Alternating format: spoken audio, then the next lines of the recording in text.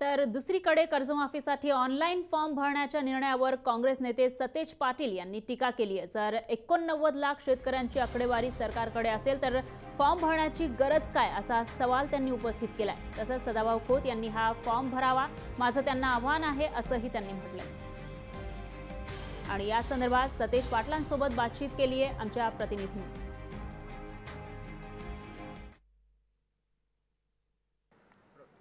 काँग्रेसचे आमदार सतेज पाटील आमच्याबरोबर आहेत। सर, शेतकऱ्यांच्या कर्जमाफीवरनं ऑनलाईन प्रक्रिया जी सुरू झालेली आहे त्याच्यावर तुम्ही आक्षेप घेताय, नेमका काय आक्षेप आहे? नाही, मुळात आकडेवारी सरकारकडे आहे। अशा वेळी ही ऑनलाईनची प्रक्रिया राबवणंच गरजेचं नाही।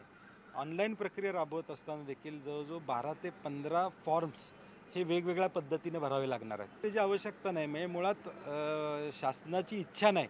जे निकष घातलेले ते मुळात चुकीचे आहेत, ते निकष बदलावे अशी आमची मागणी आहे। ज्यांना प्रामाणिक कर्ज भरलेलं आहे त्याला देखील मदत झाली पाहिजे, सरसकट कर्जमाफी झाली पाहिजे। किचकट आहे ही ऑनलाईन प्रक्रिया? नाही, साधारणपणे आता आपण बघितलं तर या ठिकाणी आपल्याला या फॉर्ममध्ये दिसून येईल की एकूण कर्जमाफीचे रकाने त्यांनी भरायला सांगितलेले आहेत। परत युजर नेम पासवर्ड त्या ठिकाणी नोंद करायला सांगितलेलं आहे।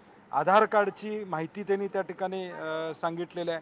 मग त्यामध्ये परत OTP निर्माण होणार आहे, तो OTP भरण्याची प्रक्रिया त्यामध्ये घातलेली आहे। परत सगळी माहिती पुन्हा एकदा परत भरायची। आपली जन्मतारीख असेल, एकदा आधार कार्ड दिल्यानंतर परत जन्मतारीख भरण्याची काय आवश्यकता आहे?